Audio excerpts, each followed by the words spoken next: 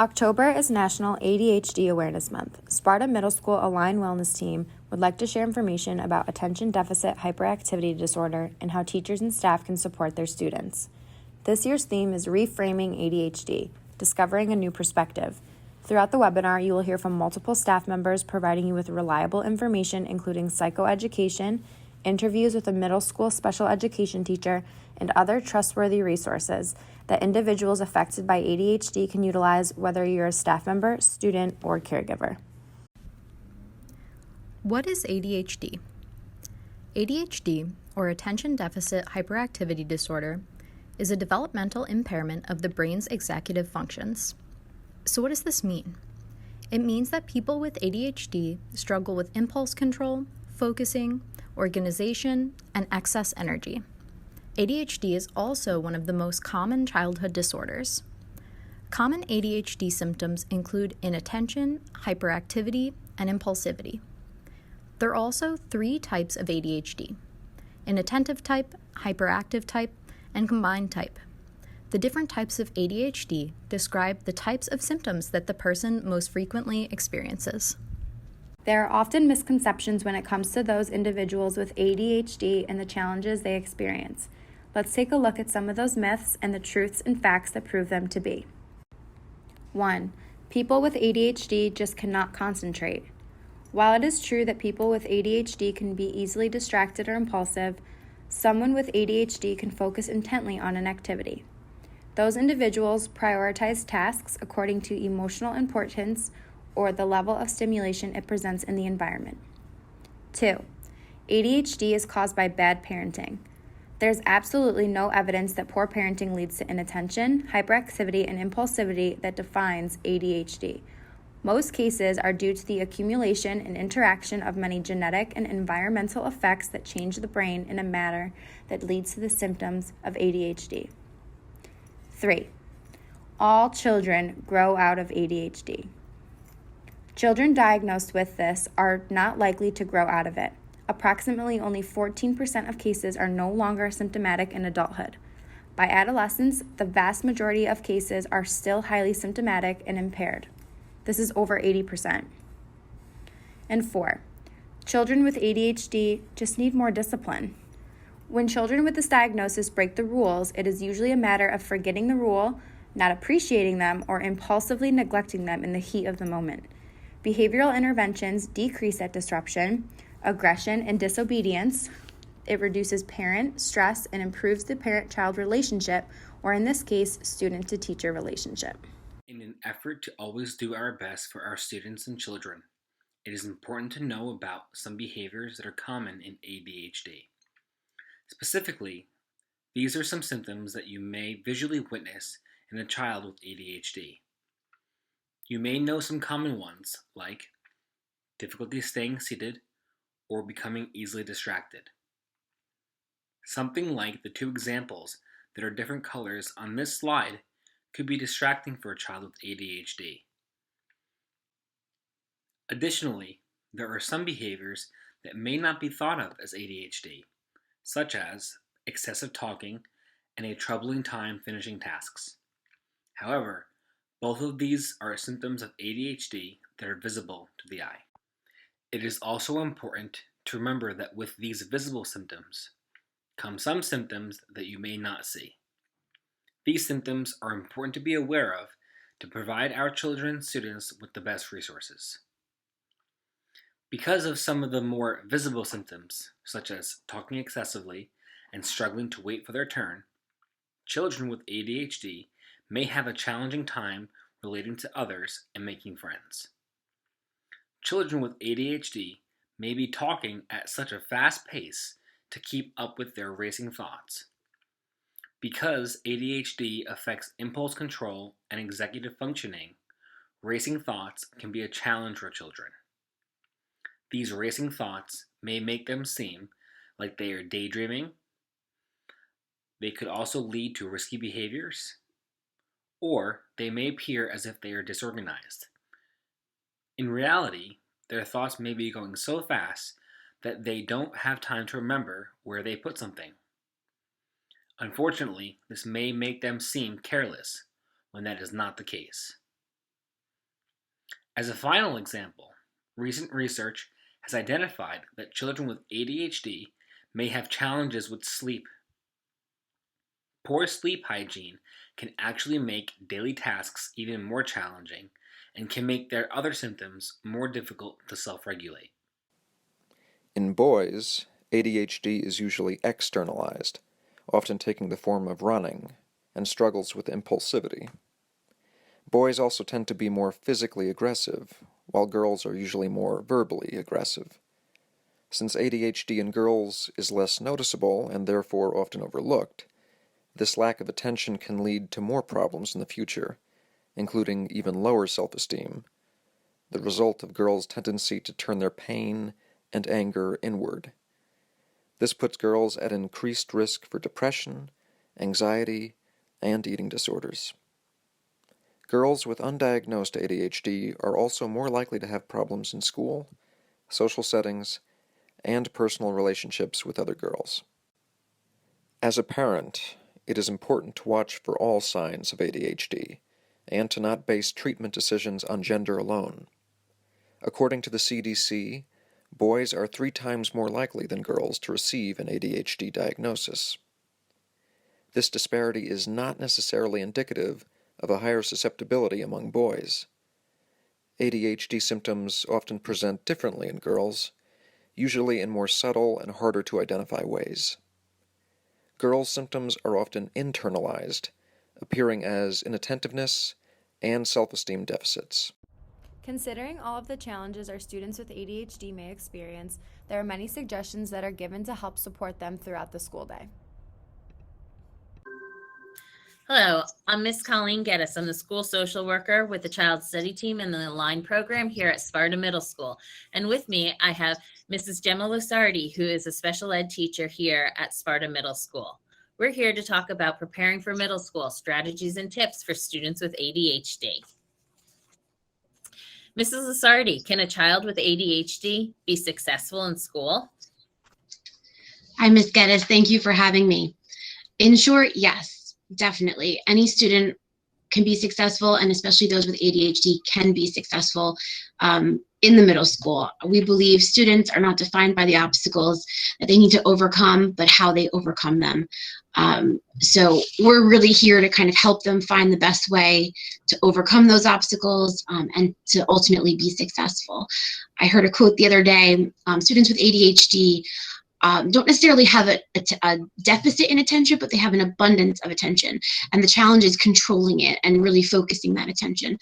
So that's what we're going to try to do. And with all the strategies we have, and also parents are a huge part of that team. So I think if we're all on the same page and helping that child succeed, they'll feel really good about what they're able to accomplish. And I've heard that there are a lot of people out there who are famous who have become successful and overcome and learned how to deal with their ADHD. For example, Michael Phelps, Adam Levine, Will Smith, Emma Watson, Michelle Rodriguez, just to name a few. There's a lot out there, a quick Google search, and you might be amazed at who you find. Yes, definitely. There's a lot of people out there who have overcome, their disability, and it's all about finding the right tools and strategies that works best for them. And when you're able to do that, you can focus on your strengths and be anything that you want to be. Great. What difficulties do you see students with ADHD having? So again, this is a short list of things that we tend to see in the middle school, and not every student presents with all of these, but we do see issues with focus and attention. Kids can be very impulsive and have excessive movement. They do struggle with organization and following through on assignments. They can feel overwhelmed and struggle finding important information. So all those things are kind of where we target to input strategies and help them overcome anything that they're dealing with. What can parents expect from teachers to help their child be successful in the classroom? Sure. So here's a list of just a few of strategies we have to help students with ADHD. Again, not all inclusive, and each student has a list tailored to them in their IEPs. But just some general ones that we see pop up a lot. We make sure students are sitting away from distractions. We want to make sure their workspace is organized and not overwhelming for them. We provide timelines and checklists. We try to check in for understanding as much as possible. So kind of some teacher words here: modeling and chunking and scaffolding, based on where we find children are, and then we can start where they are and help them move towards the learning goal. Utilizing available technology. There's so much out there nowadays, even including text-to-speech, speech-to-text technology. That's been super helpful. Allowing breaks, so brain breaks, movement breaks, anything to kind of help students refocus and get redirected towards their task. And then also incorporating student interest and choice. We want students to be invested in what we're doing and feel motivated to keep working hard towards their goal. How can parents support their child in middle school? Yes, so like I said, parents are a very important part of the team to help their children succeed. I think the number one thing is just to stay positive. Even when challenges arise and there's obstacles to overcome, I think just staying positive is the most important aspect, not only for yourself, but for your child. Studies have shown that students with ADHD receive a greater amount of negative messaging in their childhood compared to those who don't. So I think just making sure we stay positive and focus on that student's strengths and then help them through what they need to is very beneficial. Parents can ask very specific questions, so not just kind of the general "how was your day," but be more specific about, what went well, what didn't go well, whether it be specifics about a class or interactions with friends and teachers. The more information you have, the more helpful you can be in kind of helping your child make good decisions and also make changes if necessary. That's the next one. So when things are not going the way we want them to, we encourage parents, to make changes at home, just like we would make changes at school. So if we want a different outcome, sometimes we have to change what we're doing to get there. Also communication. Communication is so important to make sure everyone's on the same page with a common goal, whether that be the student, the parent, and the teacher. We want to make sure that child knows we're all working for them to help them succeed. Maintaining consistency and implementing routines, something we try to do in the classroom, so it's super helpful to continue that at home as well. And even instituting reward systems. So it could be very simple, but having students be motivated towards accomplishing something definitely helps. Isn't a reward system bribing a child to do something? Sure, a lot of people do think that, but I think we all are motivated to do certain tasks to get something out of it. So it could be very simple, whether it be positive reinforcement or it doesn't have to be, a new device or a new toy. It could be, something very simple, but we want students to eventually move towards, that extrinsic motivation to more intrinsic. And I think kind of slowly getting them at least motivated to do something is a big step in the right direction. And some of the things that you could also use is just, cooking a meal together or cooking their favorite meal or spending time watching a movie together or TV. It doesn't have to be something big, like you said. Absolutely.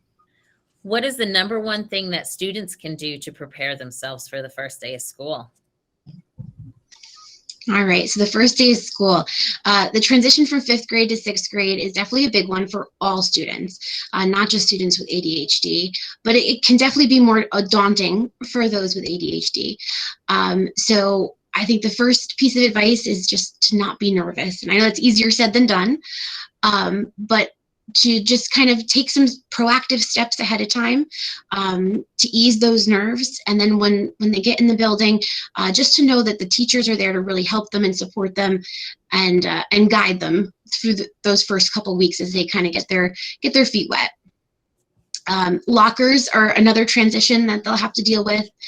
The locks can be a little tricky, so we do recommend parents get a lock over the summer and just kind of practice every once in a while having students open that lock. And again, that's one less thing for them to worry about when they get to school. In terms of navigating the building, it is a big building, but usually after a couple weeks, students feel comfortable. So definitely taking advantage of those open houses just prior to the first day of school is really beneficial, just to kind of see the layout, follow where your classes are going to be. I think is a great idea. Charging Chromebooks is another one. So we are 1-to-1, and children are expected to come to school each day with a charged Chromebook. So setting a timer the night before to go ahead and plug in your Chromebook and charge it, we've heard has been very helpful for a lot of students, or leaving notes or sticky notes out, just something to help them remember so it's not one extra added stress the next morning. Another transition we help students with is really checking their email in the morning and then throughout the day. It's the main form of communication for teachers and administrators to get in touch with students. So we want to make sure that they're not missing any important messages. And then in terms of study skills and social skills, in middle school, sixth graders are changing classes, so they're interacting with a lot more students and teachers. So we really encourage students to be open to communicating with fellow classmates as well as teachers, making those connections, maybe find like a homework buddy that they can check in with now and then, so that they feel more comfortable as they move throughout their day. And what are some things that can help with executive functioning and focus? Sure. So I think planning ahead is a big one. A lot of students kind of wait till the last minute usually, and then they feel overwhelmed by what they might have to do. So we really try to get students to plan ahead, look ahead, set a goal for themselves, and then we can work on ways to help them get there. So the same could be done at home. If there's a test coming up, if there's a study guide available, you can kind of chunk that so that every night you're doing a little bit each night, reviewing that material so that the night before it's just kind of a last minute review. You're not starting from the beginning. It's a great tip. What about tools for organizing? What are the best ways to organize for a child with ADHD? Sure. So organization is very important and something we really have to be proactive in implementing. Every class has its own strategy for organizing its materials, but I think labeling everything, regardless of how it's organized, will definitely help. So making it kind of very clear and to the student exactly what they have, for each class, and then also what they're going to need for, say, the morning versus the afternoon. Again, with the lockers, they do go to the lockers throughout the day. We encourage the locker organizer that the school store sells. It fits perfectly in our locker, and really helps students separate what they might need for morning classes versus afternoon classes. We've even had students put a little reminder in their locker what binders they may need for morning, when they should go to their locker to change out their materials, and then what they'll need for the afternoon. So simple things like that, again, kind of lower the stress level for students and help them move throughout their day. Also monitor this weekly. So I always encourage students to spot check maybe on a Friday, see if they have any loose papers, that if they don't need them, recycle them. If they do need the papers, make sure that they get filed in the correct location. This way, after like a month or two, it doesn't feel overwhelming to try to go in and sort through and figure out what's what. Homework planners are very important as well, just to help students keep track of everything. Although everything's on Google Classroom, we still encourage the use of homework planners. And we've also encouraged, if they don't want a pencil and paper version, Google Keep, which they can pull up right next to their email, has been a great asset this way. It's not an extra something to carry throughout the day, but yet they have a record of any announcements from class, tests and quizzes, and homework. And the final thing there is setting timers and reminders. So whether it be the Chromebook or even just for tests and quizzes or homework assignments, it's a lot to keep track of, a lot to remember. So setting timers, you can use Google Calendar for that, or reminders, even on your cell phone, are very helpful in just kind of guiding students to do what they need to do. One of the things I hear a lot from parents is, what can I do to help my child with homework? I ask them if they have homework. They tell me no, or that they did it. How do I know what's really for homework? Sure. Some teachers do keep a homework calendar on their teacher websites, which is a great resource. The majority of teachers use Google Classroom to have all the due dates for homework assignments. So I do encourage you to sit down with your child, go to Google Classroom and see exactly what's listed in there. Also, spot checking the homework planner or the Google Keep, whichever they like to use, just to see if they are in fact writing things down, and have them explain to you what they have for homework, what the expectations are. Sometimes just by them explaining it helps them understand it better as well. How about communication? What's the best method of communication in middle school? There are so many different teachers that the children have. Sure, absolutely. And again, communication is very important. We want to make sure that child, knows that everyone is focused on them with a common goal to help them succeed. And communication is the only way we really have to make sure we're all on the same page. So email is definitely the best form of communication we have. It's the quickest way to get information back and forth. And that goes for the child as well. So whether the child's emailing the teacher, in addition to the face-to-face communication, and then parent to teacher as well. And we also really encourage students to communicate with other students. Sometimes it's good to hear from a peer, not just the teacher. So we do encourage a lot of peer-to-peer communication as well, whether it's finding a homework buddy just to check in with, or somebody that you can talk about what you did in class that day. Again, is really beneficial. But communication in general, we want to make sure all parties are communicating efficiently. Wonderful. There are additional resources out there. There's the Attitude Magazine. There's CHAD, the Child Mind Institute, and CHOP ADHD resources are all there, among others. I thank you, Mrs. Lasardi, for taking this time to sit down and talk to me and to the parents about transition to middle school. Thank you for having me. And just quickly in closing, I just want all parents to remember, stay positive, be proactive, and really make sure your child knows that sometimes things are not going to be easy for them, and that's okay. And I think just letting them know we recognize how they feel makes a big difference. And then we can move forward and really overcome those obstacles and have those children be successful and achieve their goals. While ADHD can make certain tasks in school challenging, identifying specific strengths can be a powerful tool.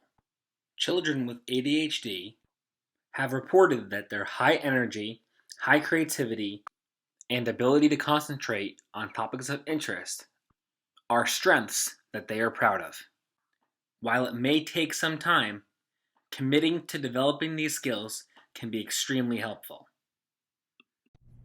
On behalf of the Sparta Middle School's Aligned Wellness Team, we thank you for watching our webinar. Every year, it is crucial to recognize the importance of the challenges some individuals face when diagnosed with ADHD. Thank you to the ADHD Awareness Month Coalition and the multiple organizations that bring awareness to this topic.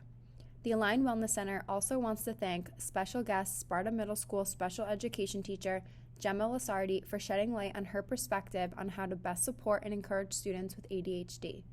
Please take the time to explore our webpage that offers multiple in-district supports as well as community-based resources. If you have any questions regarding this topic, please feel free to contact us at align@sparta.org.